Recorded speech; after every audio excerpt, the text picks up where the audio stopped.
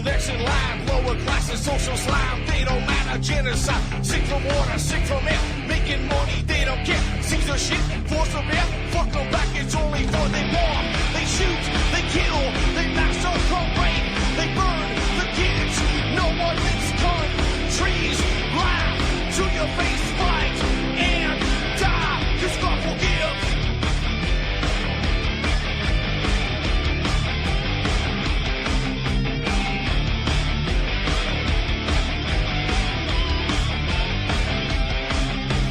Selling lies and buying time, killing people next in line, lower classes, social side, they don't matter, genocide, sick from water, sick from air, making money, they don't care, see their shit, force a bear, fuck them back, that's only fair, they bomb, they shoot, they kill, they massacre, rape, they burn the kids, no one leaves countries, lie to your face, fight, and die, cause God forgives,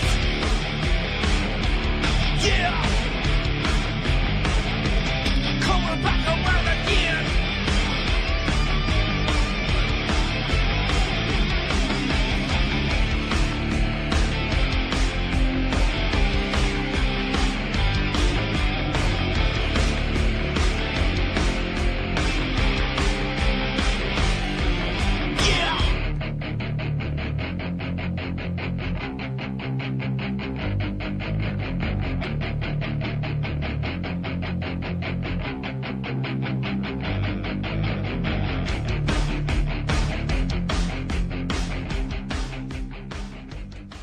Welcome to the show. I'm your host, Ron Stevens. This show is called Rock the Boat, and you're listening right here on UCY.tv. In a few minutes, I'm going to bring in my guest today. His name is Bill Whatcott, born in Toronto, now in Vancouver. And agree, disagree, I don't really care. This is all a learning process. And it's all about trying to strengthen the minds and the spines of the people that call this place home, or call the West home in general. Doesn't matter where you're living. But Bill's the guy that's been, well, rocking the boat. He got so tough on him here, he had to move out of the country for a bit, but he's back. And he's been dragged before the Supreme Court and the Human Rights Commission, Board, Tribunal, whatever they call that thing. And you know, this is what we need. We need to rock the freaking boat. So I'm going to bring Bill in here in a few minutes, and then we'll get this show underway. First things first, I want to see what the highs and the lows are, because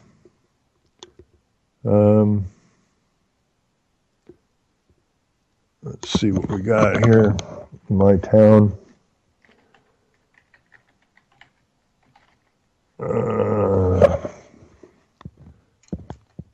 Let's see if this is going to kick this up. It does, so just bear with me for a second. And is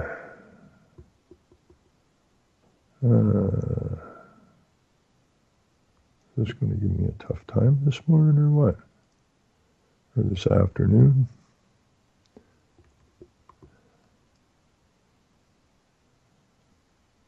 Apparently, so let's do it this way. And I just want to do this because it always makes me smile that these people are so-called scientists, the UN scientists. Now it says here, this is a good old weather network here, and it says here that November pattern signals profound decline in temperatures. So apparently it's supposed to get really freaking cold. A profound decline in temperatures in November. Well, so much for global warming again. Cyclical. And that's all it is, cyclical. It's the normal cycles of the earth. Now, I know they spray a lot of junk in the skies trying to keep the heat, but they can't even do that. No, they're also trying to destroy our crops. I mean, they've used famine in the past and so on and so forth. So anyways, I'll leave it at that. And there's one other thing I just want to mention here really quickly. Where did that one go? I got so many links open here. Anyways, it has to do with immigration into this place called Canada.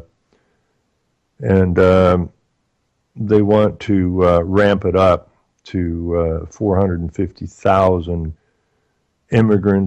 migrants a year coming into these lands. Now, it doesn't take an Einstein or a mathematician to understand that this is the decimation of the society that was here, which is called genocide, exactly what they did to the native people. And again, I'll just mention this. When I had that chat with the lady up at the reserve some years back, and I asked her if she understood the plan for Whitey, meaning everyone not native.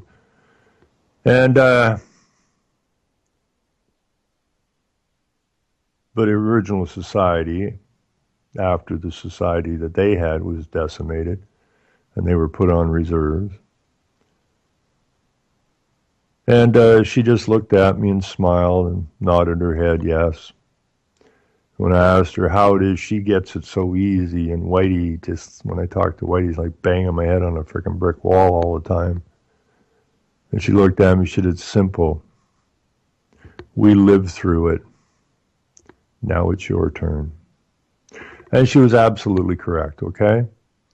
And people better wake up to that fact. They better strengthen their spines and strengthen their minds. Start rocking the frickin' boat, because your children, grandchildren, those not yet born, have no future unless we pull up the bootstraps and get to work here. I'm sick of these people in this land and across the West who have been so dumbed down with their consumerism and that, and bowing down to these false authorities that they can't see what's right in front of their eyes. So those of you who can have a responsibility to start rocking the boat. You got to stop worrying about what your neighbor thinks. You got to stop worrying about what your family thinks. Get out there and get to freaking work. We got a job to do. We're going to win it, but we can't win it if we don't get active. Anyways, I'm going to call Bill right away here and get him in the show. And we're going to have a chat. We'll talk about some of his experiences and go from there. This is the kind of guy, whether you agree or disagree with him, I don't care. This is the kind of guy that we need more of. This gentleman is rocking the boat, which has to get rocked. And he just happens to be a Canadian, and I hope he picks up the phone, and we can get on with the show here. There you go. Good morning. Good morning, Bill. How are you? Very good. Yeah, I appreciate you coming on the show, and like I said before, the show is called Rock the Boat, and well, you've rocked it fairly well, and I appreciate it. And my job is to help people strengthen their minds and their spines for the fight that we're involved in, which most people don't know we're involved in.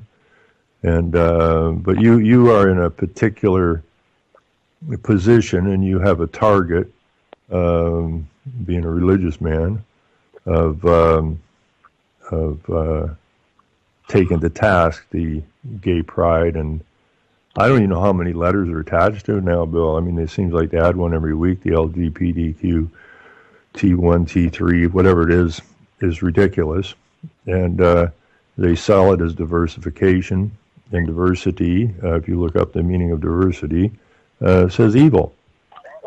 And that's what it is. We live in a very evil world right now. So I appreciate you coming on. Maybe you give us a little bit of your background and then we'll get into things a little bit deeper.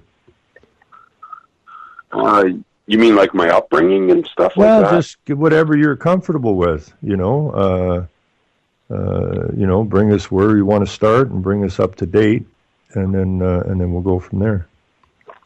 Well, I guess my background, I started out an atheist myself and was into drugs and crime and was more part of the problem rather than the solution. I caused quite a bit of grief in southern Ontario. That's where I was brought up, running away from different foster homes and basically on a crime spree in London, Ontario. Wound up in prison when I was 19 for hijacking a bus and taking hostages. But when I got out of jail and was homeless and going nowhere, I found Jesus Christ, my Lord and Savior, in a graveyard when I was living on the street. From there, quite a dramatic change. I realized at that point that it wasn't all about me, and that I wasn't really a great person, and that I wasn't entitled to be looked after, which is what I believed. I believed the government and society had an obligation to look after me, and it never occurred to me that I should give anything back to anyone else. But once I became a Christian, I got into nursing and graduated with honors, and of course that's when I was confronted with some of the great issues facing our country. Up until then, I never gave much thought to the killing of unborn children, and as for sexual morality, I didn't have any. But as a Christian and as a nurse, I certainly got challenged with these issues. And I remember when I was at Humber Memorial Hospital in Toronto, I remember this one young lady there. She had an abortion, and she was still under anesthesia. I'm not sure why they gave her anesthesia, but they did. And I remember she was crying under anesthesia, like she was in the recovery room. It was all done. They didn't even cover her up very well. You could see the blood coming out of the vaginal area, and I put the blankets over her so she had a little bit more dignity, or a hospital sheet anyways. But I remember she was crying under anesthesia. I killed my baby. I killed my baby. And the neat thing about that, or the tragic thing, I guess would be a better word, was nobody told her that. If I, as a nurse, if I told her that, I would have been fired. And she just knew it within herself, and that certainly kind of stayed with me. So I basically entered the political realm when I was 26. At that point, I was fairly well established, working as a nurse for 3 years, and my life was going pretty good. I guess I could have just went on the path of looking after myself and, enhancing my career, and I probably would have been pretty comfortable today had I did that. Instead, I volunteered at Crisis Pregnancy Center called Aid to Women in Toronto, and that was when the NDP was in power, and I certainly learned firsthand just how totalitarian they're capable of being. Myself and a handful of other people were picketing abortion clinics and offering sidewalk counseling, and we were actually doing a decent job in picking up where social services left off. We had many women who were illegal immigrants who didn't really want abortions. Just their boyfriends would abandon them, and they'd be in a hard place. And we'd be helping them with daycare and helping them with baby food and clothing. And some of the poor people we actually got fairly stabilized, where they could even get decent jobs, or if they were illegal, get legal status, or in some cases they had to go back home. But we could help with all of that where the government actually wasn't. The only problem is we were doing something the NDP didn't approve of, because they really wanted unfettered abortion, and that's all there was to it. So under the Bob Rae government, their fanatic Attorney General, whose only qualification was a degree in women's studies, she launched a lawsuit against a number of private Ontario citizens, and the courts granted her a pretty draconian injunction, and I broke that injunction in '94, and that's when I got a first-hand lesson as to just how brutal this agenda could be. When I was a normal criminal, the NDP was really hug a thug. If you're just stealing and causing trouble, their whole notion was to rehabilitate and not actually punish you. And they kind of succeeded in not punishing you, and they really failed miserably in rehabilitating most offenders. But once I was an established nurse and generally obeying the law, with this one deviation of picketing an abortion clinic, I became such a high priority to them, and not only myself, there was also a Catholic school teacher with me and another woman who actually had an abortion and then became a Christian. Her name's Linda Gibbons. They actually sent special prosecutors to our trials and sought to give us the maximum time in jail under law, which for standing on a public sidewalk and holding an abortion sign really shouldn't be a day in jail at all. But they did get us convicted of obstruct police, with the logic being we didn't obey the officer when he told us to leave the injunction zone. And I got 6 months in jail, and Linda Gibbons got 6 months in jail as well. And I was stunned at the length of the sentence, and I was stunned that the NDP would send special prosecutors to get it, because they are, after all, known as a party of activists, and many of their members of parliament hold signs for different causes on the left. But as it turned out, they really couldn't countenance any kind of message that wasn't approved by them. So anyways, I wound up in jail for doing good, and started my own church there, and was blessed to bring a few inmates to the Lord. I found that they were more receptive than people in post-secondary. And when I got out, I continued to hold the abortion signs and was pretty much thrown in jail, I think, 20 times over 5 years. The practice continued under the Harris government. They weren't as draconian as the NDP, but they never actually restored any freedoms for people who were opposed to the killing of children either. The injunctions remain in force around those Toronto abortion clinics to this day. At some point, I became aware of the LGBT agenda. I remember there was this Christian mayor by the name of Diane Haskett. In '96, I was kind of disturbed to see the prosecution by the Ontario Human Rights Commission of this woman. As a Christian, she couldn't proclaim homosexual pride. She certainly wasn't persecuting homosexuals in any way. But the London Homophile Society, they couldn't countenance that she wouldn't actually affirm their lifestyle either. So they took her to the Human Rights Commission, and surprisingly to me, she was convicted. She never campaigned on a promise of proclaiming gay pride, and you would think that should be left to an independent, conscience. But the Ontario Human Rights Commission, what they did is they heard the trial, and then they waited until the middle of her campaign, and then dropped their conviction, accusing her of hate speech, and doing a big press, conference about it, and did it right in the middle of her political campaign, 18 months after the trial. And when I looked at that, I said that really wasn't an independent court of law. They basically acted as a kangaroo tribunal with a political aim of derailing her re-election. Back in those days, the people of Ontario had a bit of common sense, and they re-elected her anyways, even though she had to quit campaigning because the media was just going hog wild on her and calling her a homophobe and everything else. And she just basically went quiet and didn't actually campaign for the last month of her campaign, but the people of London re-elected her anyways.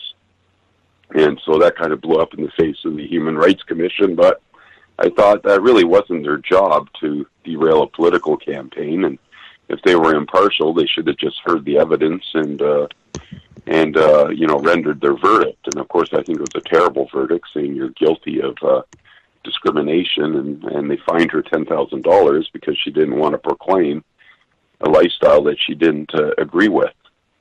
So at that point, I started talking a little bit more about the gay issue and how it isn't live and let live, how it's kind of a deviant lifestyle, very unhealthy, and politically very totalitarian.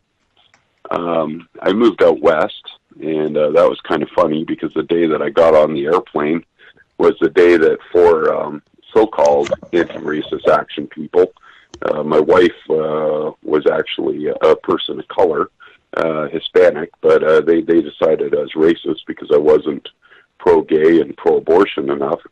They actually showed up to beat me up at my crisis pregnancy center, but they were a few hours too late. I was already on the airplane heading out west. So once I got out there, I ran for mayor and campaigned against the issues of bringing homosexuality to primary school children. And then, of course, I faced my own human rights inquisition and was found guilty of so-called hate speech and fined $17,500 in order to be quiet. And then because I was picketing Planned Parenthood and offering life to women considering abortion rather than death, and this was during my off work hours, of course, and also talking about the fact that your minor daughter, if she was 12 or 13, Planned Parenthood would refer them for abortions, and the parents wouldn't even be aware of this. The parents had no right to know. These practices landed me out of my job. I lost my nursing license and had to deal with that fine and that so-called hate speech conviction. Anyways, from there, once I lost stuff, I was a little more unfettered in actual fact and became a full-blown activist and fought those cases all the way to the Supreme Court. I won my nursing license, although I never went back, but I certainly won a good victory for healthcare and other professionals. And unfortunately, the hate speech one I lost, and it's my case law that is sort of the defining case law now on what constitutes hate speech. And that's very unfortunate because a whole bunch of speech that the court has labeled as hate is simply politically accurate speech that they happen to disagree with. And that's kind of where we're at in this country. Now I also have a $104 million lawsuit because for the last 2 years I've infiltrated homosexual parades with the gospel. And I guess even though I pulled a fast one on the gays, they would approve my fictitious groups and enable us to get in the parade disguised either as gay zombies or flying spaghetti monsters with so-called condom packages that didn't have any latex, but rather retentive messages encouraging the homosexuals to lead the lifestyle. They claim that caused them so much psychological harm that they're currently suing me for $104 million. And that's where we are at today. I love it, and I want to thank you. I want to thank you for going through it. You did that so well, but then that's your life, right? Yeah, so, that's 25 years of it wrapped up. Yeah, no, that's amazing, because it's, the whole Planned Parenthood thing, okay, is part of the Rockefeller UN agenda. It's about depopulation. It's about genocide. I was really surprised, Bill, to find out that the genocide was still active in Alberta till 1974. Yeah, they were very much into eugenics anyways, yeah. Yeah, and, eugenics, yeah, that's what I meant to say, where they were still sterilizing people that they didn't think should have a child or this or that or the other thing. But it's rather amazing that this government... I didn't know that leftists never sterilize themselves out of existence. Like, if they don't like people, why don't they start with themselves rather than people who like to live? Well, yeah, you would think that would be the right way to go about it. Yeah. If you don't like what you see, then instead of offing other people, why don't you off yourself? Right? Yeah, like Suzuki says there's too many people. He could start with himself.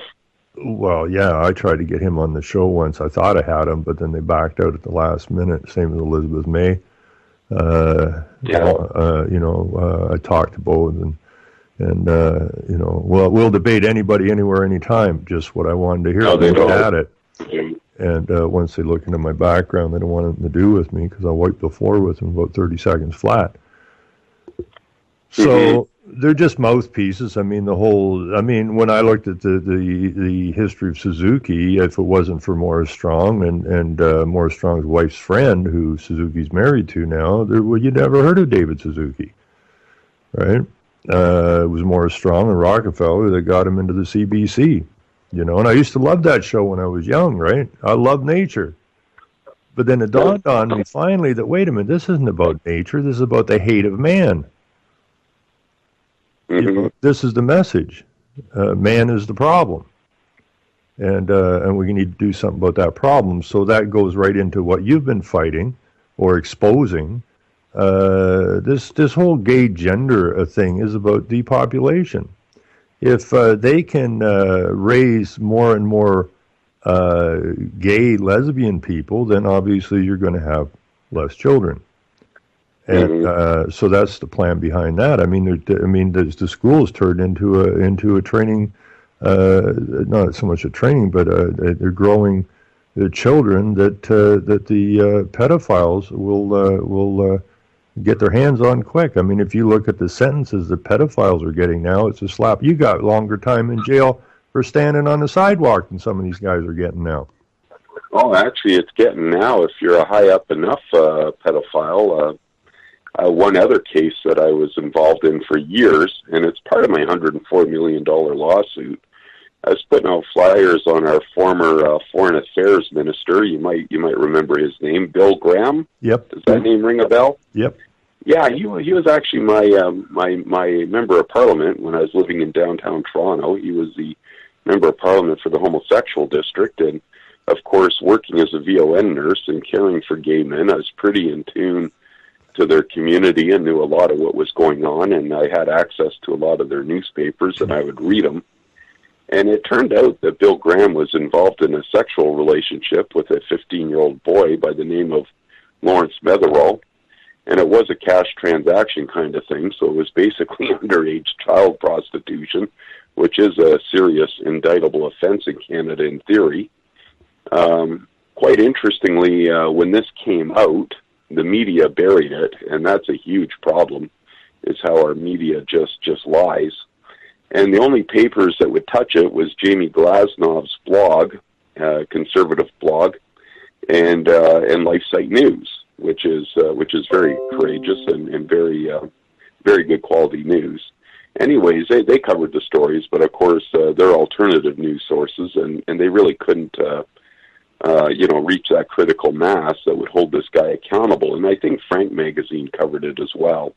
That magazine is now defunct, unfortunately. It's defunct now, isn't it? Yeah. But they covered it. That's really unfortunate. Like I didn't mean to butt in on you there, Bill, but you're into something really important here, and that is, I got to get a newspaper out. I tried to put a magazine out a few years back, and once I got into bigger advertisers, they wanted to advertise but were afraid to advertise. And I was actually trying to keep it fairly low key, just to kind of perk people's interest into thinking about these things. And so it was kind of going to be a high end. It was going to be expensive to produce. So. And over the years, you've been in the same boat. I've been hammered against the wall, and I'm walking right now, and funds have depleted. But we need to get some newspapers out because you hit it on the head. I have a lot of arguments with people saying we don't need newspapers because the internet is the answer. Well, no, it's a tool, is what it is. But any thinking man or woman would realize pretty quick that the vast, vast majority of the people still get their information from either the radio, the newspapers, the television set. They watch talk shows and that, which are just propaganda to push the agendas. So the vast majority of the people have no clue as to what's actually going on. And we need to get some newspapers out. We need to get to the people in their homes. And it's a difficult thing to shake people into a position where they're actually going to go out accomplish something. And that's why I was so impressed with yourself. I mean, you've been beat up, shoved around, stomped on, dragged into court, and you don't have any lay down in you. And that's how we change things, right? And they most definitely need to get changed. Yeah, they do. Back to Bill Graham, I was kind of hopeful that Harper was going to change things around. But the one person who brought up his sexual abuse, which he should have went to jail for, was actually a lady by the name of Cheryl Gallant, who was a conservative member of Parliament. I'm well aware of Cheryl. Yeah. Yeah. Well, she kind of said under her breath in Parliament. I don't know if you remember that, because that's what the media jumped on. They didn't actually jump on Bill Graham's so-called relationship with an underage child. They jumped all over her and said she said a homophobic slur when she said under her breath, "Ask your boyfriend." And from coast to coast to coast, there was these hysterical news stories that Cheryl Gallant engaged in homophobic speech by asking Bill Graham to ask his boyfriend. Now, up to that point, I think he was known as a bisexual in the homosexual community of Toronto, but, to the greater Canada, people didn't actually know he was a pervert. His website always showed him with his wife and kids. And, he was certainly very pro-homosexual in his voting record and pro-abortion. He was 100% on those sides, but he never actually identified himself as a so-called LGBT. I got very interested in him when I saw how the media attacked Cheryl Gallant, but how none of the media would say what his boyfriend was. Not a single solitary news outlet other than the alternative ones that I described to you. And so I put out 10,000 flyers on that in his riding, thinking that if there was enough awareness, the police might charge him and the media might be forced to cover what this guy was really doing. I didn't really think Canadians were comfortable embracing sex between politicians and underage children. To my surprise, when I put out 10,000 flyers on that topic, I never did get charged with libel. Bill Graham's official position was that that's his private life, and he just never commented. And the Liberal Party never held him to account. They appointed him to Minister of Defense when it came out that he was into underage children. And the media just covered up for him and said anyone who stuck their nose into it was a homophobe. And so at that point I realized it was a very sick country. I was investigated for a hate crime for putting out his flyers, but never actually charged with anything. And Bill Graham, to this day, remained untouchable. Then we had another homosexual activist who really didn't like me in the University of Regina. He was caught in the act of viewing child pornography. And I can tell you the University of Regina is no bastion of family values. I've been taken off their campus twice in handcuffs because they really didn't like me engaging their students on the issues of sexual morality and the killing of children. But even that university had enough decency, I suppose, that when they caught Nils Clausen using their computers to view child pornography, they terminated him and called the police. I wanted to follow his court case, and I tried to make it to court when he would be in court. And on his second appearance, the Crown, even though he was caught in the act on campus using university computers to access child pornography, they just simply dropped his charge. So I think in Canada now we have a lot of perverts that are just getting away. I think our courts are becoming so politicized, and their desire to protect the homosexual agenda is so strong that they're willing to pervert justice to let some of these guys off just to Absolutely. have better outcomes. Yeah, absolutely. Yeah. That's the agenda. I mean, once they set their agenda, and it's not any particular political party's agenda. It's No. is not any provincial Fine, agenda. even It's not even the federal agenda. This agenda comes from outside these lands. We are a member state of the United Nations, which is the most satanic body on this planet. They're the ones that start the wars. They're the ones that start these pedophile. These are evil, evil people, and we signed on to it under this guise of world peace. Well, there's been no peace since the formation of the United Nations, but there's been a lot of agendas shoved down our throats. And so we just do what we're told. We don't, but the Politico does. Like when you mentioned with Bob Ray, right? Like if you follow it through, it's just step by step by step. Each party comes in and it continues those agendas. And now it's to the point, if you say anything outside of their agenda, you know, the whole renewable energy thing's a complete fraud. But if you say something, you're ostracized. If you say anything about the LGBTQ, you're a hate speech guy. So whatever their agenda is, there is to be no noise about that from anywhere. Now, the Cheryl Gallant, I have a friend of mine. I ran as mayor here in 2010, and I ran in the 2007 provincial election here in Ontario. And well, I got ostracized from the media. I wasn't allowed to speak anywhere anymore, right?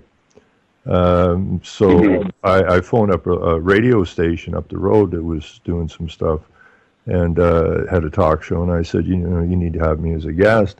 And his response was, there's no effing way you're ever getting on a radio station.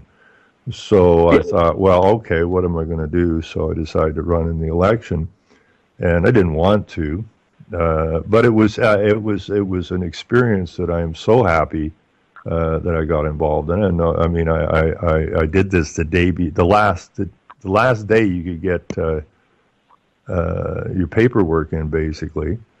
I phoned Elections Ontario, and I said, like, you know, what do I got to do? And they told me, and I said, I really don't want to do this. And the lady at the election office, about an hour from here, said, you have to. And I went, why do I have to? And she went, somebody has to. And I said, is it that bad? And she said, you have no idea how bad it is.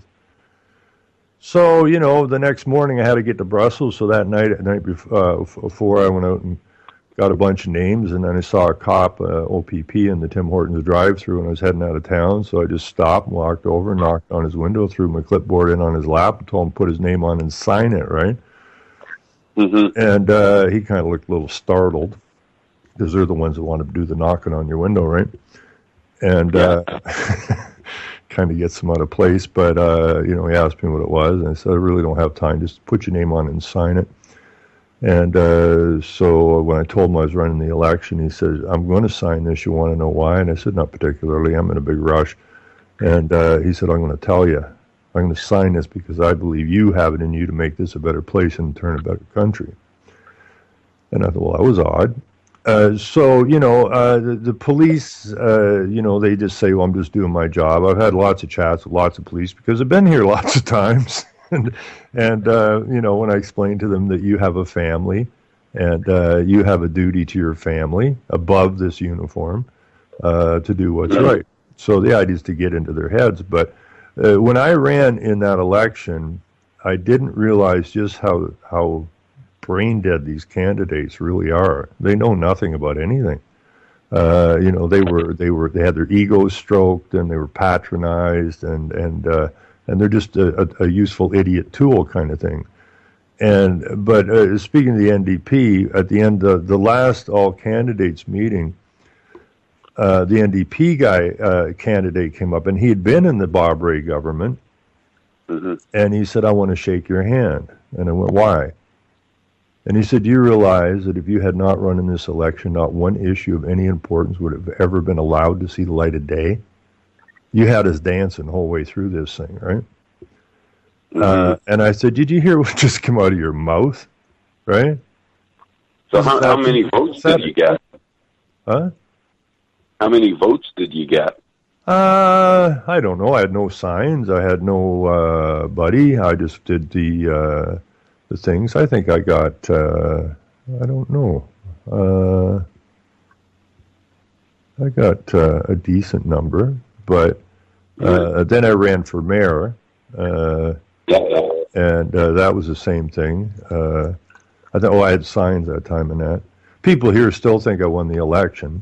I talked. I spent a year, almost 18 months at least, trying to talk people into running the election, because we can't, pitching rocks at the castle walls is not going to accomplish what needs to get accomplished. No. And we're a great nation of whiners, eh?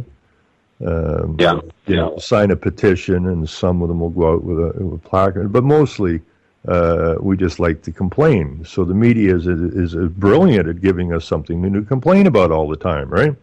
Mm-hmm. They'll go to the coffee shop and they'll complain about what they read in the paper today, but 2 days later there's something new to complain about, and they forgot about what they were complaining in the first place. So they just keep stringing them along and keep them happy. But no, I talked to a couple of people into running, and it wasn't easy, and it took 3 years for the one guy to get in. None of us won. I said, we won't win the election. They won't allow it. And everywhere that we ran, there was huge vote count problems. And finally, after 3 years, the gentleman up near Algonquin Park, they managed to run the CAO and one of the councillors out of town, which left the opening. And he should have been in line to fill that seat, but yet they don't want him there, so they were trying to bring in old politicians from other constituencies to take that spot, saying, well, they have more experience than you. I mean, it was ridiculous, and people don't get what's going on in this political system. It's just a big deception. And all parties take, this is what kills me, all parties take an oath to serve who? The men and women that call this place home? No, they take an oath to serve the Queen. And the Queen is a fictional entity. Okay, so they're serving what? The corporation. Because Canada is a corporation, and that's been verified by the Attorney General's office to me. It's been verified by the Premier's office to me, the Lieutenant Governor's office. You know, I had a long chat with a guy from the one of the top security guys, because they used to follow me around, from the Attorney General's office. When they dragged me in and out of courts, and had a long chat with him. I said, when you go back in history, what is Canada? Canada is nothing more than a rebranded Hudson's Bay Company, of which he agreed. Okay, so this so-called government that we have, and we didn't create the government, it was given to us. They gave us, they said, responsible government, but then they have a caveat saying that the word responsible and responsible government doesn't have the dictionary meaning of the word responsible. So it's just basically a large corporation divided up into district corporations or whatever, and this is what it is. And they run their agendas, and they run over us. And if you get in the way of their agenda, they're going to come after you. Now, I mean, if you're pro-gay, right? They will put you on a pedestal, and they'll give you whatever you need to promote the program. But should you speak out on it, they're going to come at you with a lot of force to get you to shut up. And that's one thing Canadians are very good at, and that's shutting up. I lived in Vancouver back in the 70s, and I had a marketing outfit there. We used to do promotional work for new store openings and that. And I would meet a lot of people who moved up from the States to retire, better health care. They felt it was safer, and you can't beat the beauty of the lower mainland. But they would always say to me, when I would be talking, they say, so what part of the States are you from? And I said, I'm not American. And they said, well, you can't be Canadian. And I go, why? And they go, not to be rude or anything, but like, Canadians are really nice people, but they've got to be the most docile people on the planet. So you can't be a Canadian. Well, I am, and it's a bitch. Yeah. Because when you try to speak to your fellow Canadians, it can be very difficult, especially if you're trying to inform them about something, reality that they need to know about. It's very, very difficult. But thankfully, they are starting to wake up. It's been a long haul, but they are waking up slowly. But they're waking up. That's why we need to get in their houses. That's why I like your idea of flyers or that. I have a couple ladies that call in every now and again from Calgary. They're both I think they were both school teachers. At least one of them were. And they thought what they were teaching the kids in school was correct. Because we have this bad habit of not asking questions. If you don't ask a question, then you just accept whatever is fed to you and you regurgitate it. So it wasn't until after they were done teaching that they started looking around and it didn't smell so good, and they got looking into it. Now they're angry. And, a spurned woman can be a pretty tricky thing to deal with. And they're angry. And they did kind of like what you did. They were trying to get the fluoride out of the water in Calgary. And they were going to the council meetings and, oh, thanks for your delegation. Have a nice day. Don't let the door hit you on the ass on the way out. Bye-bye. Hit the road, right? So they did this deal for a bit, and then they got angry about that because these people in the council just were talking against their agenda. They don't want to know about it. So they started posting the councilors' pictures on bus stops and that around Calgary with their home phone numbers on it, explaining that this counselor is causing you and your family harm. And they actually ended up doing it that way, ended up getting the water or the fluoride out of the water in Calgary. Oh, they succeeded, eh? Yeah, you got to take it to these guys. You got to hold their feet to the fire, right? But when they see a guy like you, Bill, out there busting his tail, who knows right from wrong, and they see the way you're getting beat on, it fears them. They may agree with you. I'm sure most of the people agree with you, but they're fearful, right? Yeah. And what we're trying to do is strengthen some minds and some spines, and let's go get them, right? These people, every single council in this land, I don't care if it's a little village or a city, are all pushing the same damned agenda. Yeah. So the Achilles heel is at your local level because that's where you live. Yeah. That's where you can make a difference. I get in an argument sometimes with people, well, we got to get the Rothschilds and Rockefeller. You can't get at them people. But you can in a way because those people that you say are the head of the snake, it's their agendas being implemented by your so-called elected officials. Yeah. But in particular the CAOs and the clerks because they're not elected and they don't move. Right? That's right. The political comes and goes, but that other thing, that bureaucracy stays. And they're the ones that set the... Yeah, Vander Zalm was a good man, but his whole bureaucracy was corrupt, and that prevented him from doing anything. Who's that? Bill Vander Zalm, he was a social credit in BC. Oh, I remember that guy. Yeah, the media pardon? I remember Bill. Yeah, he was premier. He was pro-life, pro-family. I believe he was a Christian, and being social credit, he was not beholden to the big corporations. And, the media just gave him a hard time, and his bureaucracy, the guy never did fire the people from the NDP, before him. And they pretty much prevented him from doing anything that he wanted to do in terms of strengthening family or freedoms. Yeah, like that. When I was talking to the different government agents, and I've been talking to them for years, they all know me by my first name now.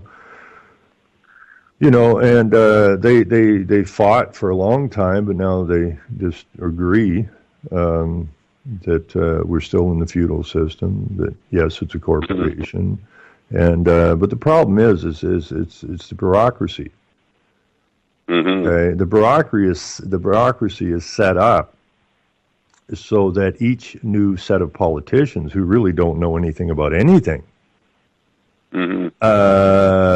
come in, and then those experts from whatever board or whatever that's in place give their expert advice to the so-called politicians, whichever cabinet position they have. And they patronize them, they stroke their egos of the politicians, and then you have politicians coming out, yes, this is what we're going to do, we're going to have child sex education and teach 5-year-olds how to stick a dildo up their butt, because it's necessary. Excuse me? Where would you come up with this? Well, the experts. Well, who are these experts, right? There's the problem. These are the people that control everything. You know, you got Justin Trudeau running around now spewing this and that and the other thing. And if ever there was a puppet, you know, he should get a little special throne or something, a puppet throne. But people say, you know, Justin Trudeau says we're going to do this. Justin Trudeau, I guess his claim to fame was he was a snowboard instructor or something. Yeah. So how is it that this guy knows about immigration, energy, water, food, yada, yada, yada? How does he know about any of this stuff? He doesn't. No. He knows nothing. And there's a book, Bill, I don't know if I told you about it before or not, but there's a book called The New Despotism. It was written by Chief Justice in England in 1929, warning about this very thing, about the building of the bureaucracy, right? Basically come out of France. And it's a kind of a French-Roman concoction, so that these politicians just come and do what they're told to do. And it's very unfortunate. And then they bring in the NGOs, which the Rockefellers and all these people sponsor. So, you know, they have their followers, but there's always a facilitator at the top. And they have their scouts in all of the schools and the universities who stroke and look just like hockey scouts or football scouts. You know, they're in the universities and they're looking for the people that they can persuade. They're looking for actually not strong-minded and strong-willed people. They're looking for weak-minded, weak-willed people that they can con into their agendas and make them feel important. And then they foist them out on Joe Average. And, you know, I mean, I can't believe it. You know, that when the Yuri Brezhnev, so-called KGB agent that came to Canada back in the 70s, he said, how you take down a nation without bombing it. And that is through normalization, right? In other words, you take things that were absolutely not acceptable, like a gay pride parade, and you normalize it through the media. Use everything. Use the media. When they first started bringing the gay agenda forward, it was always through comedy. And a lot of times they do this. They use comedy. They have somebody that's gay and kind of funny and this and that and the other thing. And then they normalize. Then it starts to get darker, right? Same thing they did with that CBC program, Little Mosque on the Prairie, was to smooth out the way for the acceptance of Islam into this nation, which is totally opposite to the founding doctrine of this nation. And now you have Christian churches sponsoring in those who wish to destroy your nation and society. Not realizing that why were these countries bombed? Well, they needed an army. They can't bomb the West, right? It wouldn't fly. No. So how are you going to bomb them? And it's like Warburg said in 1950 Senate hearings, we'll have world government by consent or by conquest. So they've got the West consenting to their own demise. But we need an army. Where are we going to get an army? Well, we'll bomb the snot out of these Muslim countries, blame whoever, the United States and or Russia. And, when I was doing some research, there's people that were born in the camps. 25, 30-year-olds were born in camps. Mm-hmm. And so they've been taught to hate their entire lives. Look at what the West did to you, right? And now all of a sudden we open the floodgates. And what's going to happen if we don't step up to the plate and run at your municipal level, which is the easiest level to win something at, is you're going to find that pretty quick you're going to have your city councils and your town councils are going to be full of everything that is against what you were brought up to believe in. And guess who writes the law? Those in the legislature. Mm-hmm. And the idea is to move us over to Sharia law, because Sharia law, unlike Christian law, the Christian West separated church and state, made it secular, where the Islamic state is not separated. It is state and church. And that's where it gets real dangerous, and where it got real dangerous for us is allowing the separation, because it was Elizabeth that took the oath to uphold the law as per the KJV. That was the woman that took that oath, who could not be the queen unless she took that oath. The problem with the queen is a commercial entity, and that is it's the queen, not Elizabeth, who's at the head of the political and the legal systems, which are both commercial. So they moved us away and made us into commercial entities. And the state of Canada does not recognize Bill as the man. They didn't kick Bill off the sidewalk. They kicked the corporate entity Bill off the sidewalk. They never wrote Bill the man a ticket, because they can't. So they wrote Bill the commercial or the corporate entity the ticket. But like Elizabeth, who took the oath, while Elizabeth, the woman, and the title, the Queen Crown Corporation, are separate, they are yet indivisible. Well, that's a nonsensical statement, obviously written by a lawyer, because you can't be separate and indivisible. You are either separate or you're indivisible. You can't be both. So they create a commercial entity, a corporate entity called Bill.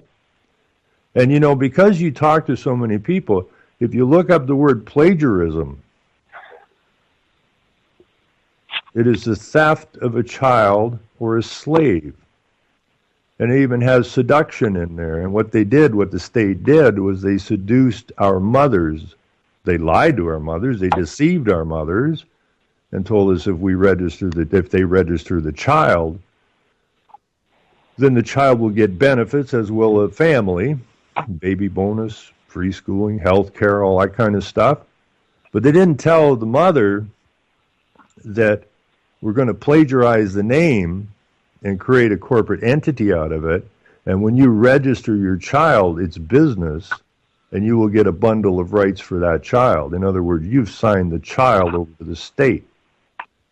And the state has made a new entity of which they use for collateral to raise money in that. And that the child now is on the hook. Not the child, but the entity that they created, because they're indivisible. While separate, they're indivisible, and you're on the hook for all the debt of the company.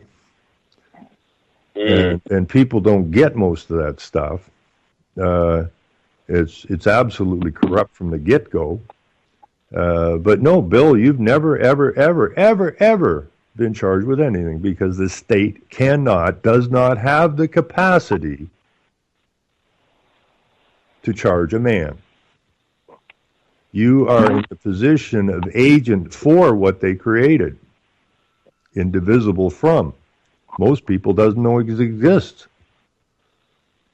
So, well, that's an interesting concept. They do not throw really. you in jail, and It's not a concept. It's what is. I've spent a long time, and I have the Attorney General's office in agreement with that, and the Premier's office in agreement with that. okay. I better get ready for church. I just realized it's Sunday, and my church service is at 10:30. Listen, Bill, I want to thank you so very much for coming on, and I really hope to get you back. Maybe I can get the ladies to come on with you from Calgary. I think you guys could have a really interesting time together and maybe hook up together. Yeah, they might know about me. I was certainly a lot of activism. Possibly. So, Yeah. okay, I want to thank you very, very much. I'll give the folks, or unless you want to give them just before you go, your Facebook, and if you have a website or anything. Yeah, my website is www.freenorthamerica.ca, and I am on Facebook as Bill Whatcott, WHATCOTT.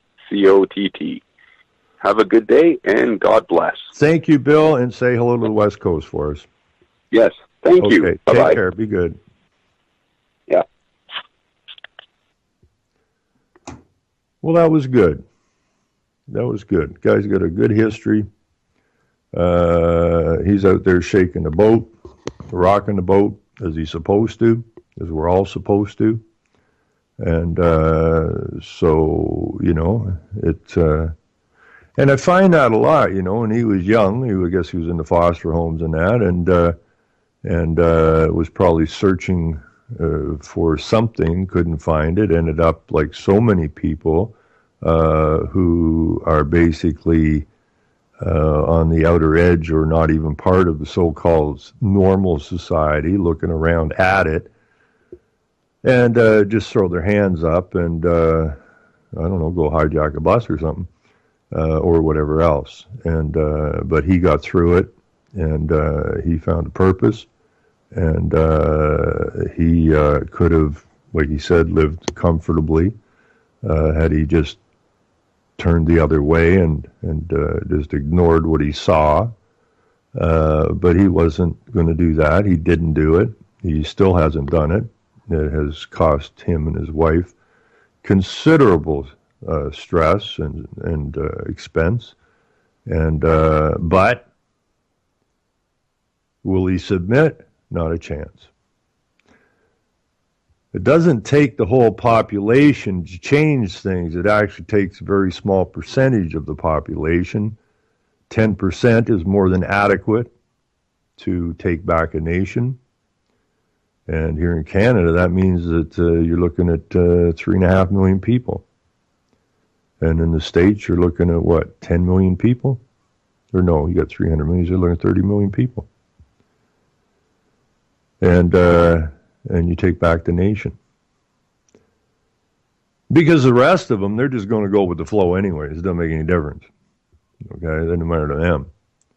But 10% is more than ample to change the direction and the reality of a nation. So, got to get active. So, I want to say, yeah, I enjoyed that. I wasn't sure. I only talked to Bill for a short period of time, sometime during the week, and read up a little bit, but he gave a pretty good overview of where he's been, what he's been up to, and I'm going to try to hook it up with the ladies out of Calgary, I think. Anyways. If you live in Canada, expect a total huge influx in immigration numbers. The number of immigrants in this country must be getting close to half the population of the original population, and it won't be long before they have complete and total control over the political system. And if we allow that to happen, well, all you got to do is look at the natives. And, I think it was Russell. What's his name? Russell Means. Russell Mears. I think it was Means, wasn't it? Or Mears. The native guy. I guess he's passed away now. But he was right. And he said, we're all on a reservation, all of us. No, it's no different than the plantations. Nothing has changed. We've been hoodwinked a lot of times, but nothing's changed. We are slaves. We are on the reservation or the plantation. And why we would want that to be is beyond me. But now we have the information, we have the knowledge, we have the capacity to change that. So all we got to do is make a decision that we're going to change it. And once that decision has been made and enough people are committed to it, then guess what?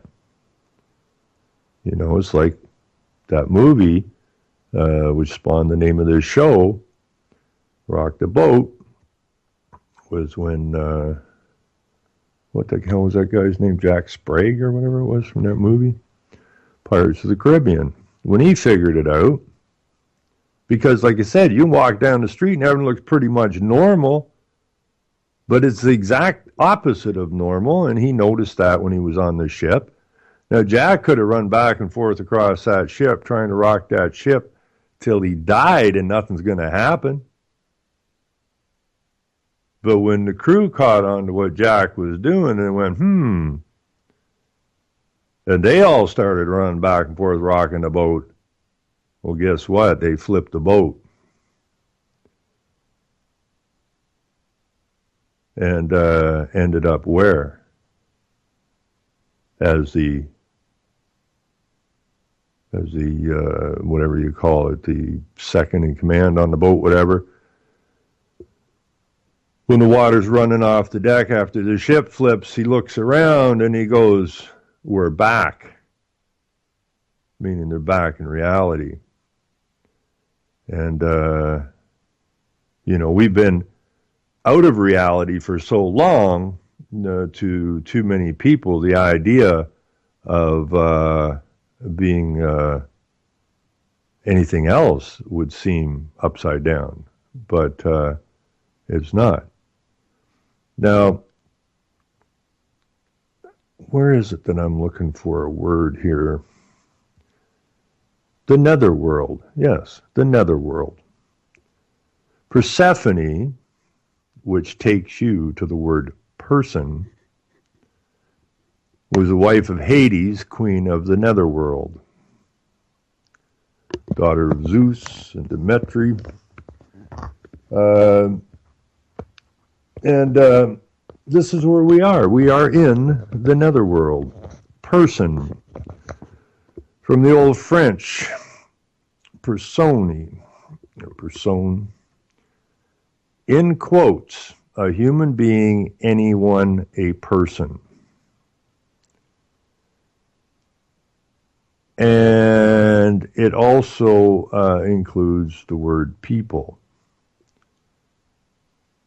This is what they use to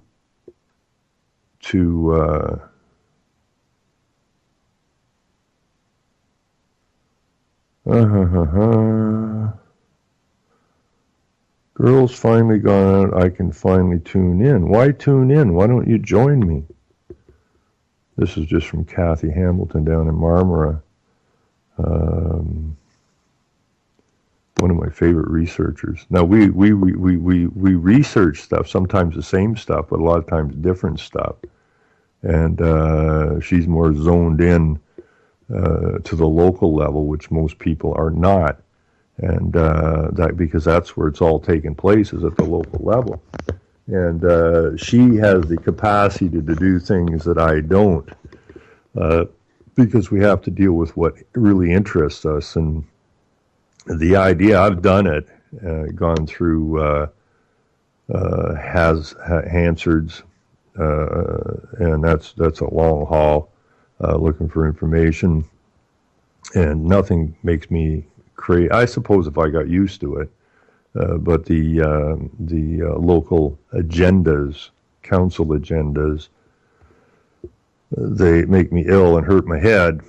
But Kathy digs through these things, and she has the capacity to quote from basically so many years back on a particular date and a particular agenda for a particular council, which is connected to one that's being done in 2016. Brilliant woman.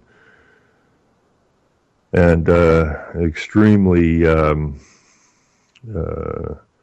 able to connect dots and very precise in what she's putting forward. Me, I'm more of a common denominator kind of guy. We got a problem, we got to fix it, and that's that. So, what is the netherworld, anyways? Because this is not our world; it's nowhere world actually. But I'm just going to look this up quick. What is the netherworld? Nether plus world. What is nether? Down, downwards, below, beneath. Okay, so we are below and we are beneath our slave owners, so to speak,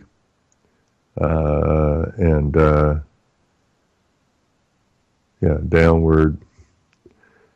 And so the boat's upside down, so obviously it's downward, it's below, beneath, where it's supposed to be.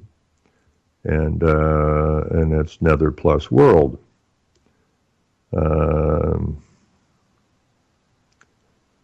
And this is kind of interesting. World. Now, I have to look this up in the KGB and see if there is. I doubt the world exists there. It'll probably be Earth that will be there. When you look up at world here, it says, quote, human existence, the affairs of life. Well, affairs is business, okay? And human is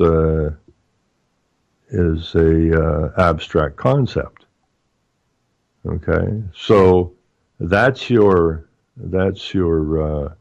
commercial entity, basically, and the affairs of life, which is business, okay?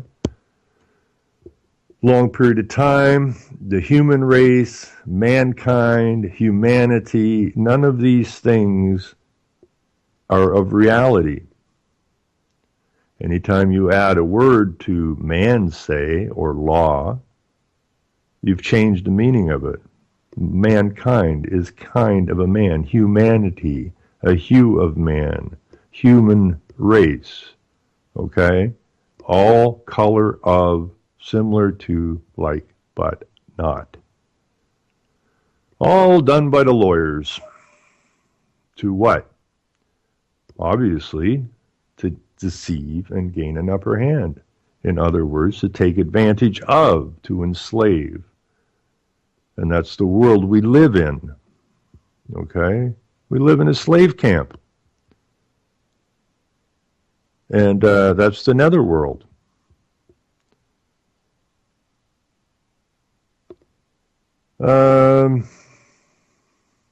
So, there you go. So, we're in the netherworld, and we need to get back on the planet. I'm just going to look that up. I'm still rolling around in my head some of the stuff Bill said when he was on there. And let me see if it says world in here. I don't know. See, diverse. Oh, no. The word gender. Okay, we got all the gender bender stuff going on. How do you identify your gender? And so I looked that up in the King James Bible before Bill came on this morning, or at noon. And it said, ye shall keep my statutes. But see, that's the oath Elizabeth took.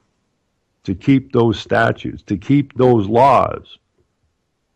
Now, to deviate from those laws, because it also says in the Bible, do not add or take away from my word, which is the law. And this is the oath that was taken by Elizabeth in order to become the queen. Now, back, and I keep saying this, back to the divine right of kings, as soon as a king or a queen deviates adds to, subtracts from, or deviates and doesn't keep those statutes, they've lost their authority to rule. And the only way they can rule after that is through force, which is tyranny. That's why we have the color of and force of law, because these are not lawful governments. They are tyrannical companies pretending to be lawful governments. So anyways, Leviticus 19:19 says, "Ye shall keep my statutes. Thou shalt not let thy cattle gender with a diverse kind. Thou shalt not sow thy field with mingled seed, neither shall a garment mingled of linen and woolen come upon thee." In other words, stay true, stay pure. But what have we got through science and that, which are the new priests? It says they're the new priests. What have we got? We've got exactly what we're told not to have. We've got the bastardization of our health. We've got the bastardization of our food, bastardization of our lives in general.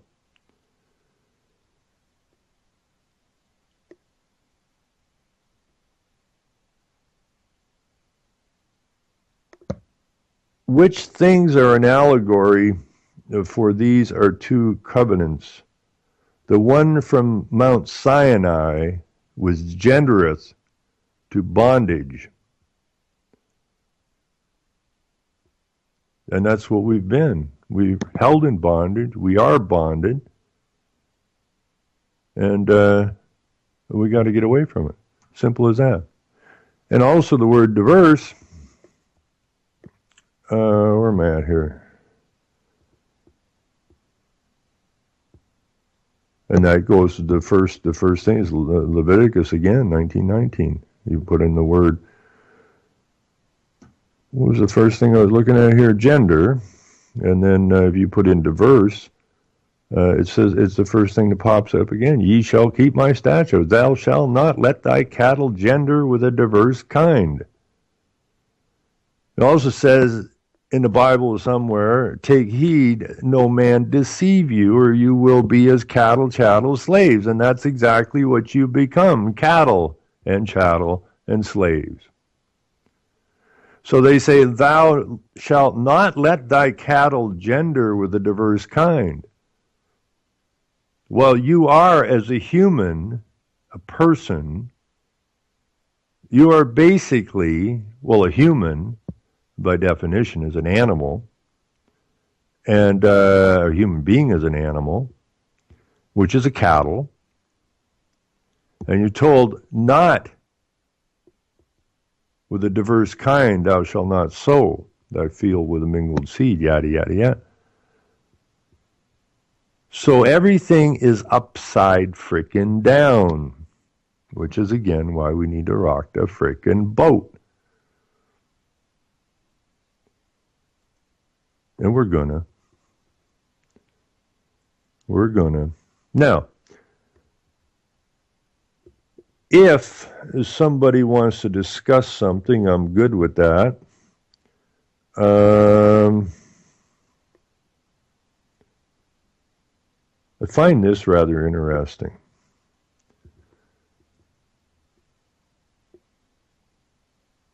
The Vatican issues new rules on Catholic cremation. Now, I've seen this, I don't know what day this thing came out, 25th, so a few days back, 25th, 26th. This boggles the mind, but then it's the Vatican, isn't it? The Vatican has now published guidelines for Catholics who want to be cremated. Now, they weren't supposed to be cremated, but they changed their mind on that. Saying their remains cannot be scattered, divvied up, or kept at home, but should be stored in a sacred church-approved place. The new instructions were released just in time for Halloween and All Souls Day. on November 2nd, when the faithful are supposed to pray for and remember the dead. For most of its 2,000-year history, the Catholic Church only permitted burial, arguing it best expressed the Christian hope of resurrection. But in 63, that would be around Vatican II or whatever, the Vatican explicitly allowed cremation as long as it didn't suggest a denial of faith about resurrection. The new document from the Vatican's Congregation for the Doctrine of the Faith repeats that burial remains preferred, with officials calling cremation brutal destruction of the body, but it lays out guidelines for conserving ashes for the increasing number of Catholics who choose cremation for economic, ecological, or other reasons. It said it was doing so to counter what it called new ideas contrary to the Church's faith that had emerged since 1963. New ideas, like the Catholic Church doesn't matter if you're Hindu or Muslim or Islamic or we're all one big happy family here, and so that will give us power over the world through the world religion. Anyways, Church's faith emerged in 63, including the New Age concept that death is a fusion with Mother Nature and the universe, or the definitive liberation from the prison of the body. To set the faithful straight, the Vatican said ashes and bone fragments cannot be kept at home, since it would deprive the Christian community as a whole of remembering the dead. Rather, the church authorities should designate a sacred place, such as a cemetery or church area, to hold them. Only in extraordinary cases can a bishop allow ashes to be kept at home, he said. Vatican officials declined to say what circumstances would qualify, but presumably countries where Catholics are a persecuted minority and where Catholic churches and cemeteries have been ransacked would qualify. The document said remains cannot be divided among family members or put in lockets or other mementos, nor can the ashes be scattered in the air, land, or sea, since doing so would give the appearance of pantheism, naturalism, and nihilism, the guideline said. Well, that's what the church is up to. Okay? Everything here is what the church is up to, what they're just complaining about. It reported church teachings that Catholics who choose to be cremated for reasons contrary to the Christian faith must be denied a Christian funeral. The new instruction carries an August 15th date and says Pope Francis approved it March 18th. The author of the text, Cardinal Gerhard Mueller, was asked at the Vatican briefing if Francis had any reservations about the text, particularly the refusal to let family members keep remains of their loved ones at home. This is good. This is a quote. The dead body isn't the private property of relatives, but rather a son of God who is part of the people of God, Mueller said. We have to get over this individualistic thinking.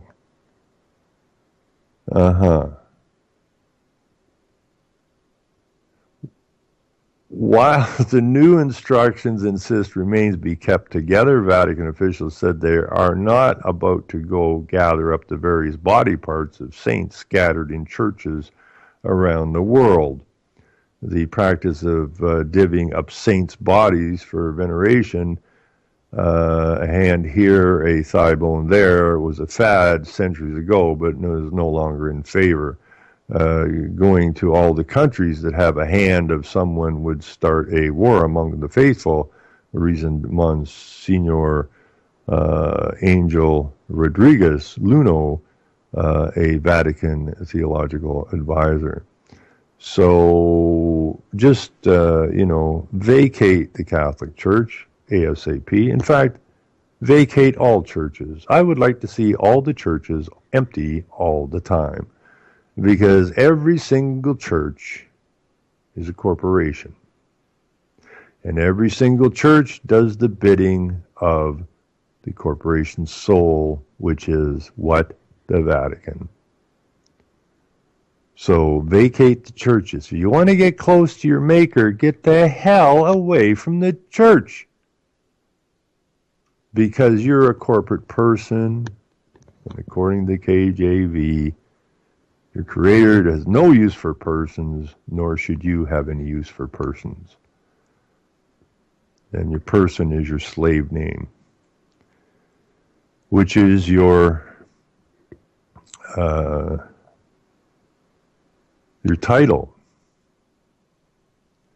which makes you obligated, accountable, liable to the state, which is a corporation, which is a fraud. And so if you go to church, and it is a corporate church, there are churches out there that are not corporate churches. If you insist on going to church, then go to a non-corporate church.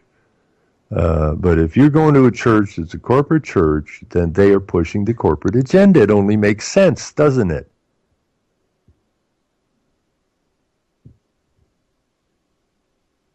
And if they're pushing the corporate agenda, then they're being fraudulent. They're being deceivers.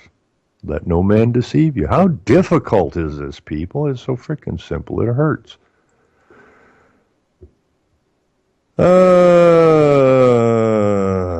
Okay. So hard to get Kathy on the show, you know, and people love Kathy so much to come on the show. And I'm just going to take a shot at her throughout the show today because the girls have gone out. I can finally tune in. She's going to hit me when we run into each other for stuff like this. I know she will. But then knowing Kathy, she's going to hurt me and then feed me a wonderful dinner because she's a very good cook apparently and likes to do so. Wonderful lady. Listening remotely while doing mummy wife / wife stuff within range. But we got to get Kathy back in here to discuss some of this stuff that's going on at the local level because I know of nobody that is better versed at the local level than Kathy is. Nobody. And we get Kathy back in here to discuss some of these things.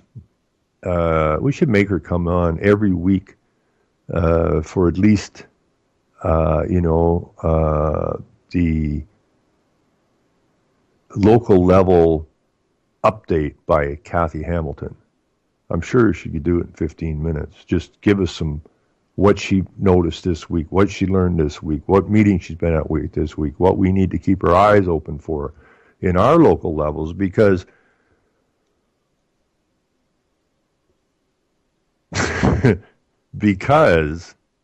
what she works so hard on uncovering at her local level is at your local level. So I think that she has this capacity to guide people of what they need to be involved in, or pay attention to, spread the word to their friends of what's going on in your local level, because every local level is the same. I'm going to do this right now.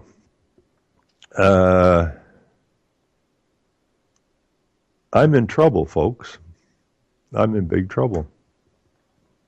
But I'm going to call Kathy in. Call me so I can tell you to cease and desist. Ouch. I'm about to get a tongue lashing, I think. Which is okay with me. Have I got you, Kathy? Hello, Kathy? Do you hear me?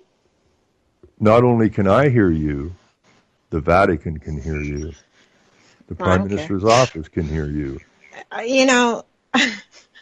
Somebody What's that, like Hillary? me. What's that? You want to bring Donald in as well?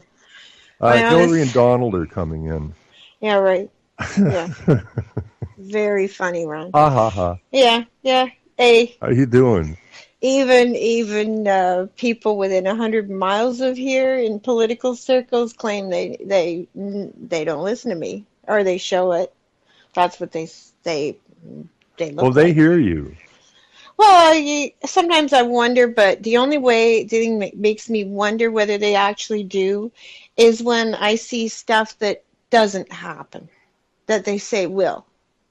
And then I think maybe they've heard me after all, but there's never any proof. Well, they're not going to give you credit for it. Well, no. You know, I when you weren't you weren't listening when Bill was on, eh? Bill Whatcott. Well, honestly, no. I was Uh, going to say I hate to come into your show because I have no idea what you've been talking about well, before I. I was talking to him earlier in the week, and actually it was I think it was Andre from up Thunder Bay way, Terrence Bay, who asked me if I knew who Bill was, and I said no. And I went to look him up, and it turns out he was a friend on Facebook. And so I said, well, I'll message him. And apparently I already did that before at some point. And so Bill sent me his phone number, called him up, and yeah, Bill's Alberta. had a pretty rough ride. And these guys were infiltrating the gay pride parades and stuff. I mean, he had a brilliant history. I mean, he did a really good intro. It was wonderful to listen to. And I forgot where I was going to go with that. This was today? Yeah, I the missed first it? he was on for the first hour. Yeah, sorry I couldn't be there. Well, you can listen to it later, but Yeah. As usual. Yeah. Well, you know, yeah, show about from 1 to 3 in the morning I might be able to commit to in advance. It's hard to say sometimes. I know, eh? You know, like really, I'm so, yeah, anything I that has got- a regular schedule, it's my schedule's not, so. Well, I got to bed at let's see, I think the last number I saw before I headed to bed was 10 after 3 Yeah, in the morning. well, anyway, that's just, it's my choice. So maybe we should do an all-night show. Yeah, well, pre-taped or something. Well, I got what happened last night was I ended up I just went to Facebook for a minute and I just found the list to see if there's anything interesting. I see some guy on YouTube putting out a thing that had WikiLeaks on it that Julian Assange or whatever his name is now leaking UN documents speaking about how the different governments have been looking at alien invasion since the early mid-70s. You mean beyond the politicians? And what? You mean beyond the elected politicians? Yeah. Sorry, that was crass. and, that wasn't so nice. Then I looked at Julian there a little bit because I never really paid much attention to leaks because it smells bad to me. And so when I see he's leaking information about a possible impending invasion, which we all know was discussed, but they're doing this like the UN's doing good work, and I see Julian Assange putting up a UN document saying that he can't be moved back to England to face rape charges, or moved out of England back to Sweden to face rape charges. And I see him holding a UN document, which just got me to going, oh, who is this dick, eh? I have no idea. Player. Well, he's the guy that's been releasing all these. Yeah, I've never read any of it. I just, honestly, Ron, you know what I'm like? Yeah. I'm a busy Well, mom and wife. What I'm saying, I fly around here, but what makes what you do so vitally important, other than looking after your family, is your attention to what's going on at the local level. Well, again, I do keep somewhat of an eye on what's going on too up about the Canadian level, and to an even lesser degree what relates to that at the international level, but my focus is definitely national down and primarily local community. I don't even want to say the word community because it makes me nauseous, but isn't that bad, eh? I don't even want to say neighborhood because even that word's got. I know it's so I'm trying to think. I've gotten to unlike you, I've gotten far less worried about the words I use because, quite frankly, as long as the person I'm talking to and I have the same definition, I've given up because, I mean, like, really. So, I just give me a second. I'm sorry about the background noise here. I'm really sorry, but I have to keep working while I talk to you. So I'm running all over the place here. Well, that's good. But yeah, I have to do. Anyway, the regional level, my focus is right in my town, and then county and regional level, and on up to, but really beyond national. I mean, there's so much that is right here in my town that is the same, I think, probably everywhere, although I don't have the proof of it because I don't have time. But our little wee village here has provided to me, and I look at other places, even across Ontario, ours has been an outstanding example of what's going on probably all over the world. So why would I bother looking any further? Exactly. I can only track so much, and even I, was in my capacity with my personal restrictions, I can't even attend all committee meetings. No, it's impossible. And so without all of their agendas and background documents being online, I find stuff out about them usually after the fact. Mm-hmm. But what I can track is the changes to the committee structures through town bylaws, council bylaws. And that's been the part that has interested me the most, was the restructuring. Did I lose you? No. Oh, okay.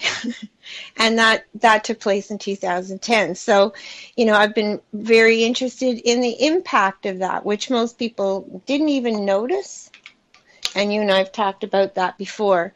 But that's when, for the first time ever, the town's so-called planning committee became nothing but council members. And so did the property standards and a property standard appeal committee became nothing but council. And most people didn't see the significance of that because they don't understand the Planning Act and the provincial and the national and the international planning strategies. So they didn't understand. I think a lot of them, I certainly didn't. I saw the article announcing these changes following the 2010 election, but I didn't realize at that time, because I didn't do what I'm doing, I didn't realize that what that meant is those planning committee meetings, those meetings became additional council meetings. So even the people that went to the regular council meetings wouldn't have understood or likely been able to go if they work or they have a family or they have anything else they have to do. They wouldn't have been able to go to multiple meetings in one day, or meetings at whatever time. Yeah, you know what I'm saying? Yeah, you can only go to so many meetings. It was around 20. It was either 2010 or before. Can't remember which, because I ran in 24 or in 2010, but we went to a planning meeting, and I was somewhat surprised to see the entire council there, but it wasn't in the council chambers. Right? It was like this private meeting with a planner who refused to discuss anything with us there, even though planning meetings are open to the public. And what they were doing was they were putting their, what would you call it, their, how the team was going to play the game, basically, before the game. so that all the counselors were on side with the planner. And so when it looked later that day, when there was going to be a council meeting, that everything would be already set in place, right? This was how we're going to play the game.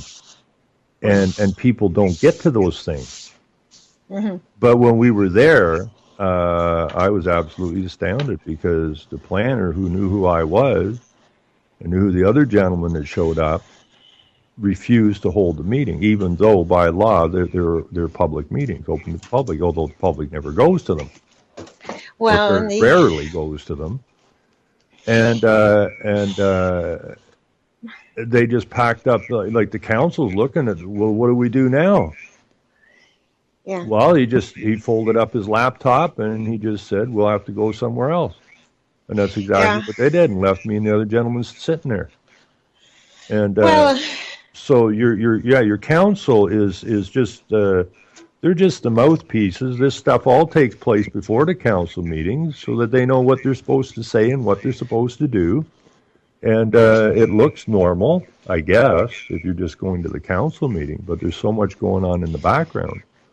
well, and it depends on your municipality because I believe it was only last year or something that the county next door to us, the planning departments, the local ones, all became centralized into a county, like a centralized county planning department, which had been the case for us previously. So, we didn't have, the same kind of setup that they did in the county next door. So it may vary somewhat.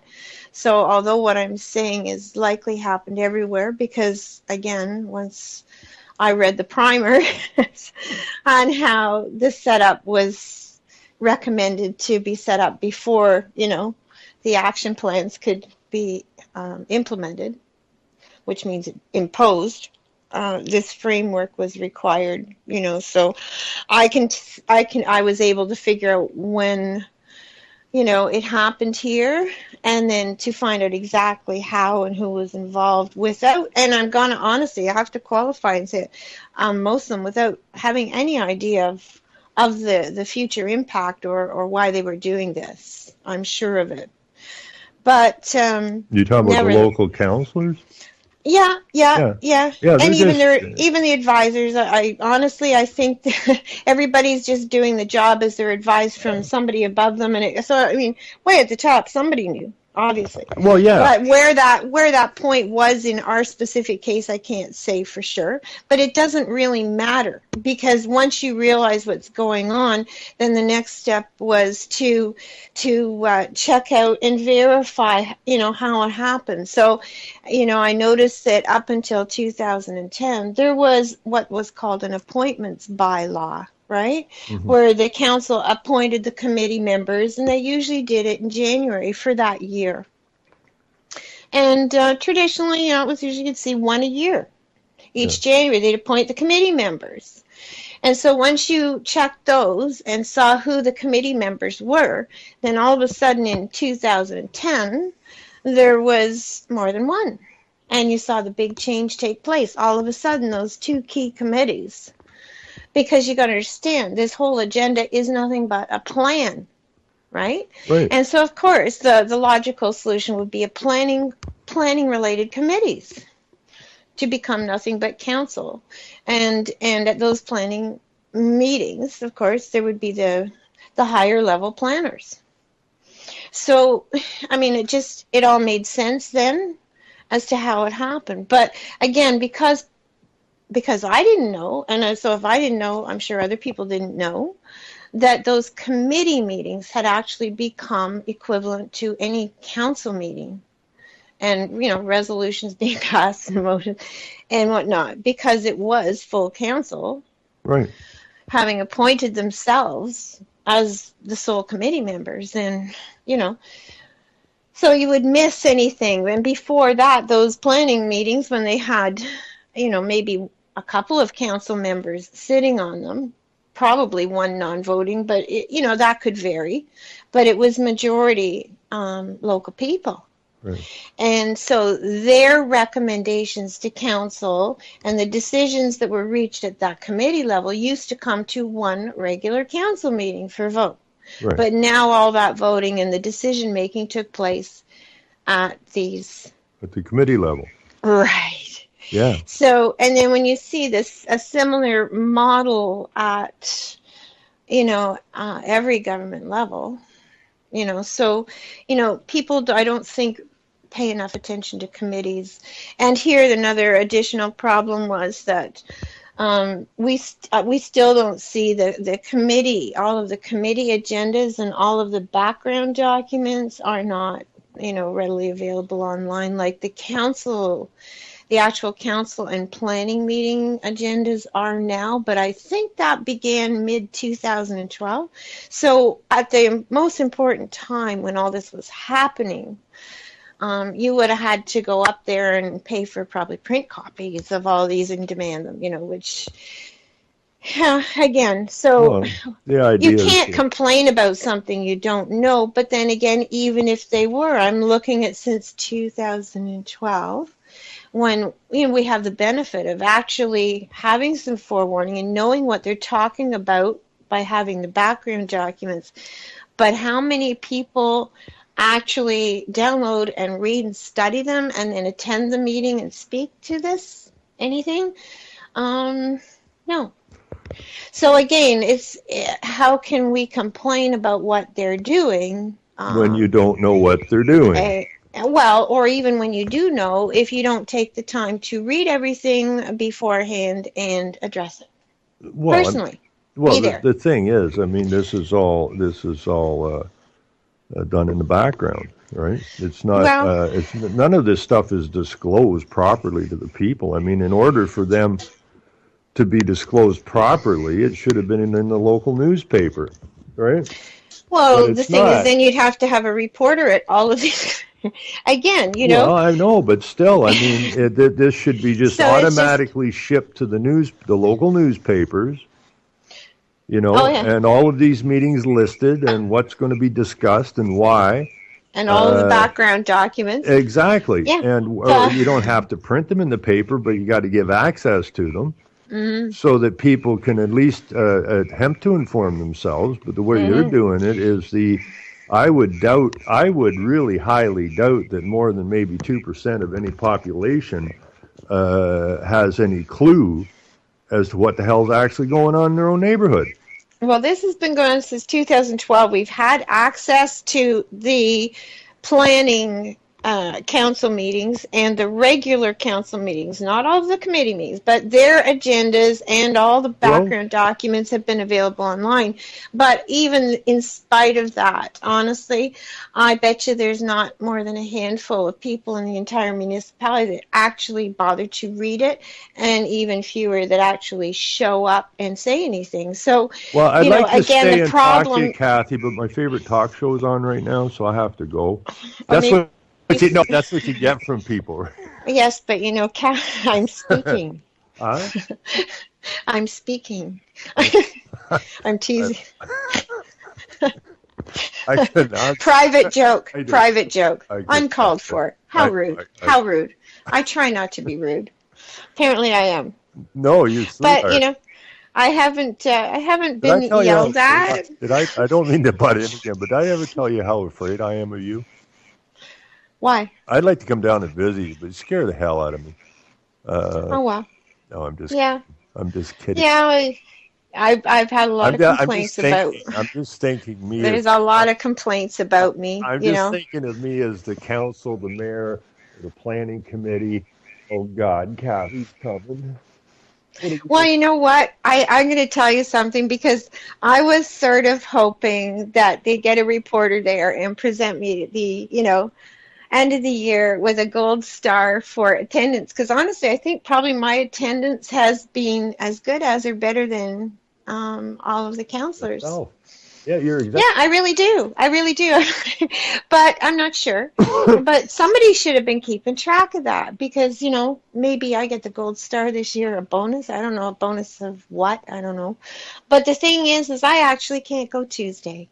And so I'm just, really tearing my hair out because there's something I wanted to say to somebody in particular, either privately or public, and now I won't be there.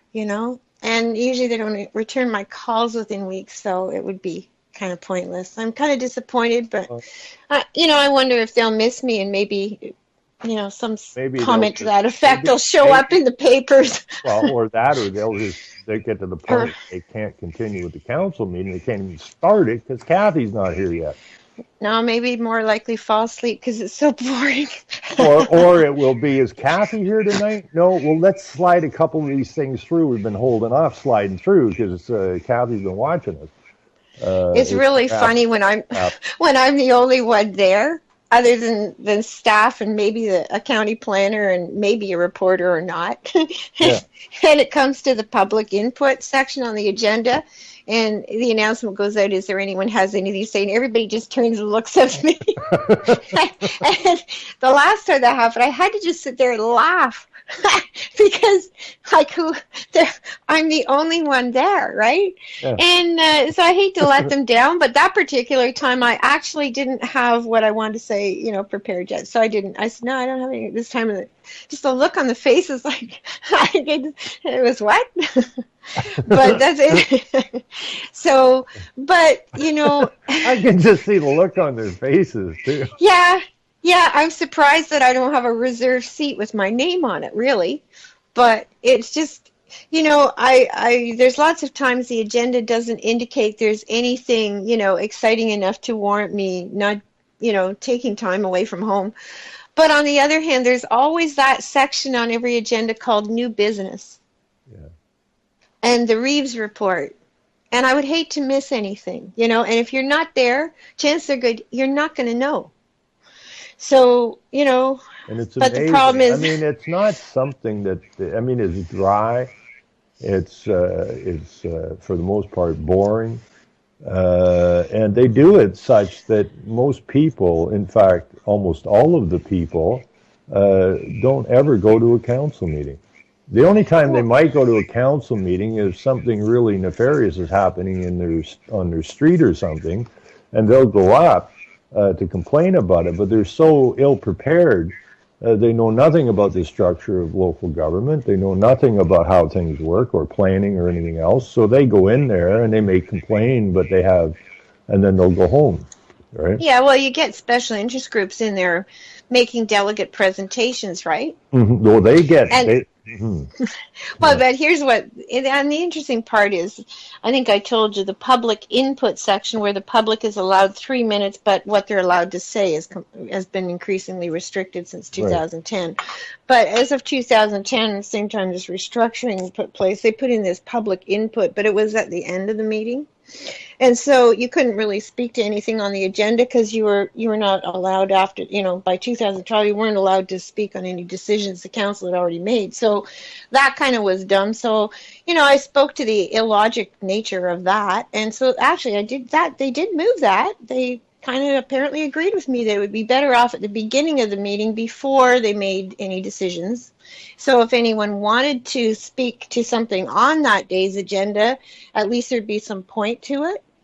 Right. And so that did happen. Just 1 second. You're going to hear noise here. I'm sorry. I apologize. You know what that noise is? Do you know what that noise is? I have no idea. I was going to say a washing machine, but off balance. Yep. Oh, okay, we got it.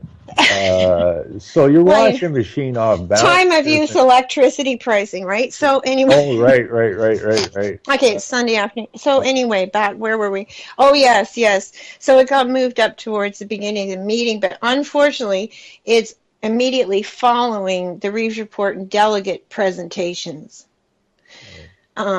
So the delegations who are scheduled to appear and make presentations go first, which is usually all the special interest groups. And usually there's no public input besides little old me, right?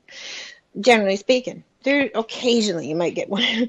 But anyway, so what happens time after time after time is you may actually get the council chambers, which is the town hall up there, packed with these people and all of their allies and supporters. And they all come in, usually it's to protest something somebody else wants to do on their property or whatever, or to present a case about something specific to a road or very specific things, okay, very specific issues, very single issue. And so they're all there en masse, and all these people show up, and this is, weekday afternoon when a lot of them might have otherwise been working or I don't know, because all of our meetings are either in the morning or the afternoon. So nobody that works can be there. Right. Right? So anyway, but they show up en masse, and this has happened many, many times, and they pack the town hall, the meeting starts, the delegate presentation is over, and then they all get up and leave. And then the mayor says, invites the public input. So if there's a reporter there, then some other people might get to have some idea of what was said or not, but there's not always a reporter there. And if it's only the staff and council there, then it relies on the minutes. But what's happened here, in addition to restrictions on what you're allowed to say, in addition to the time limitation, is there seems to have been a misinterpretation of the Municipal Act. Because the claim was that the Municipal Act forbids the clerk from making notes or comments in the minutes. Right. Now, a standard interpretation, to my understanding, is that means their own comments or opinion-based bias being put into what took place. Well, yeah, the minutes are simply just supposed to be a recording of what took place. Yeah, well, and sometimes they are, and it appears to be depending on where the meeting's held and who's doing the talking and at what place in the agenda.